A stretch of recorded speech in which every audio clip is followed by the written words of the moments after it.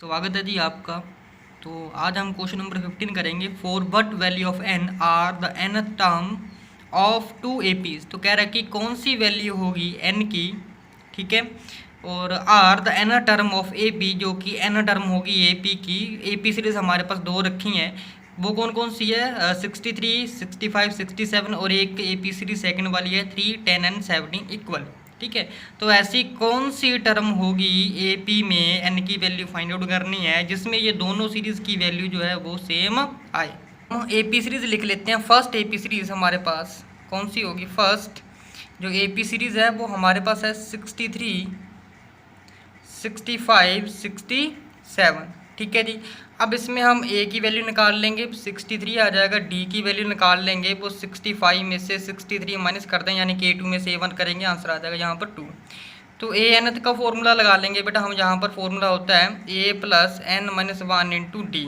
A n is equal to बेटा हमारे पास आ जाएगा 63, n की वैल्यू एज इट इज़, डी की वैल्यू 2 आ जाएगी। ठीक है जी। अब जब 2 अंदर मल्टीप्लाई कर देंगे तो a n is equal to आ जाएगा 63 प्लस 2n माइनस 2।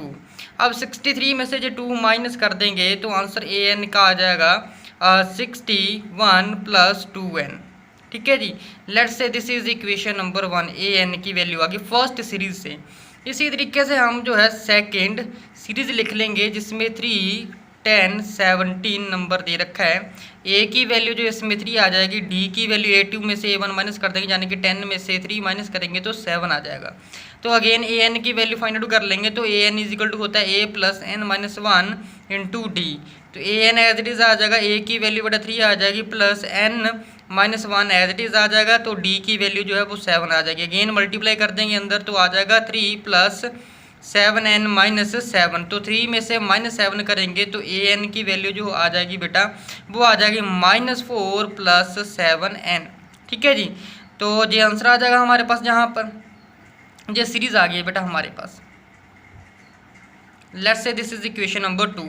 अब इक्वेशन नंबर 1 और इक्वेशन नंबर 2 का हम कंपैरिजन में लेकर आएंगे। तो जे भी ए एन की वैल्यू है, जे भी ए एन की वैल्यू है, तो ये दोनों वैल्यू एक दूसरे के बराबर हो जाएगी।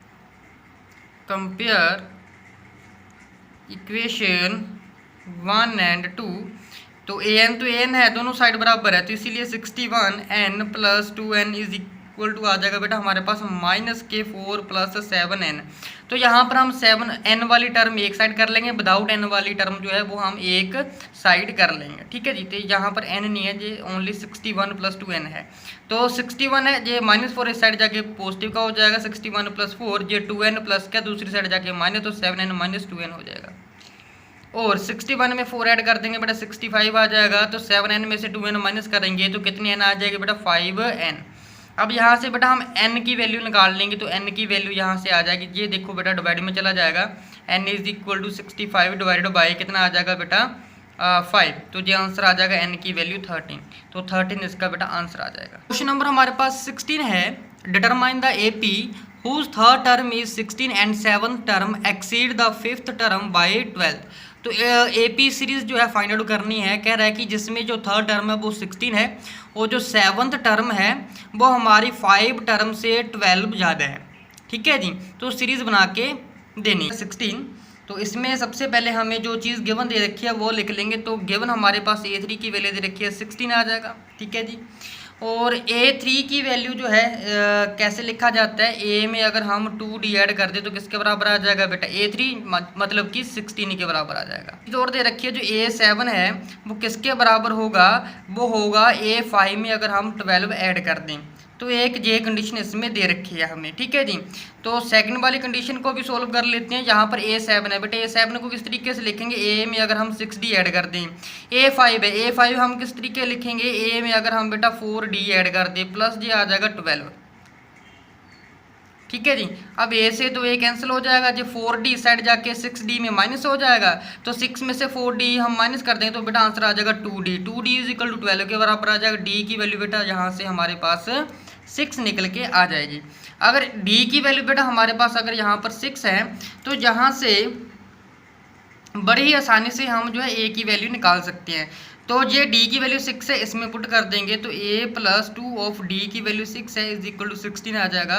तो a प्लस 6 2 का बेटा 12 हो जाएगा। जो 16 12 इधर जाके बेटा माइनस हो जाएगा 16 में, तो 16 में से 12 हम माइनस करेंगे तो a की वैल्यू बेटा 4 आ जाएगी। ठीक है जी। तो AP सीरीज बना लेंगे। तो फर्स्ट टर्म तो हमारे पास ठीक है अब पता लगी गई है क्या है, इज इक्वल टू 4। तो a2 की वैल्यू फाइंड आउट कर लेंगे। कैसे, a में d ऐड कर देंगे तो a की वैल्यू 4 है और d की वैल्यू बेटा 6 है जी, आ जाएगा 10। ठीक है जी। अब a3 की वैल्यू फाइंड आउट कर लेंगे। तो a में अगर हम 2d ऐड कर दें तो a3 की टर्म आ जाती है, यानी कि a की वैल्यू कितनी है 4 है प्लस 2 ऑफ d की वैल्यू कितनी है बेटा 6 है। तो 6 2 का 12, 12 में अगर हम 4 ऐड कर दें तो कितना हो जाएगा 16। तो ये आ जाएगा बेटा हमारे पास 16।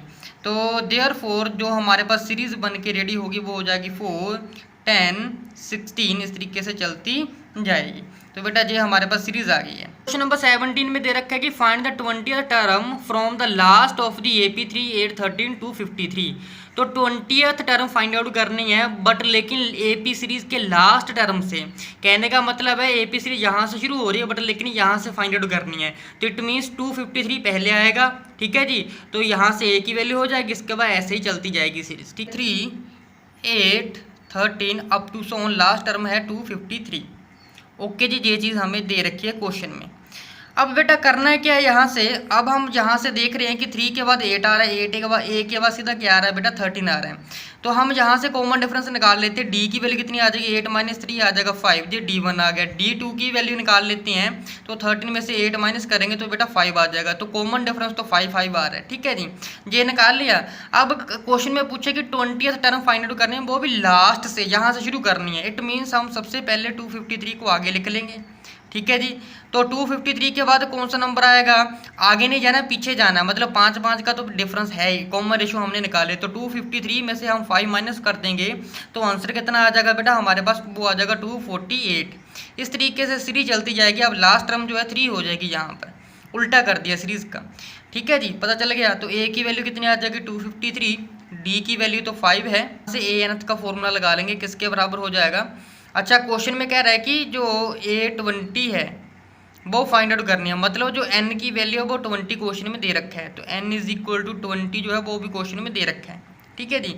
तो an का फॉर्मूला लगा लेंगे, a plus n minus 1 into d आ जाएगा। तो an यानी कि A20 की वैल्यू निकालनी है, a की वैल्यू बेटा 253 आ जाएगी, प्लस n की वैल्यू जो है बेटा वो 20 माइनस 1, d की वैल्यू 5 है। तो 253 प्लस 20 माइनस 1 करेंगे बेटा 19 आ जाएगा, मल्टीप्लाई कर देंगे 5 से। तो 253 प्लस 19 5 का कैसे 95। ठीक है जी। अब बट लेकिन अगेन यहाँ पर ये डिफरेंस है कि सीरीज हमने यहाँ पर शुरुआत की है। ठीक है। तो d की वैल्यू यहाँ पर बेटा -5 आ जाएगा। ये थोड़ा ध्यान रखना है, क्यों, क्योंकि अगर हम डिफरेंस निकालेंगे तो 248 में से 253 माइनस करेंगे, तो जब 248 में से 253 माइनस करेंगे तो बेटा -5 आएगा। तो बस थोड़ा सा यहाँ पर ये ध्यान रखना कि -5 आ जाएगा, तो ये -95 आ जाएगा। तो अब प्लस माइनस का तो माइनस ही होना है। तो A20 की वैल्यू कितनी आ जाएगा, अब 253 में से 95 माइनस करने हैं तो आंसर आ जाएगा बेटा हमारे पास 156। ये आंसर है।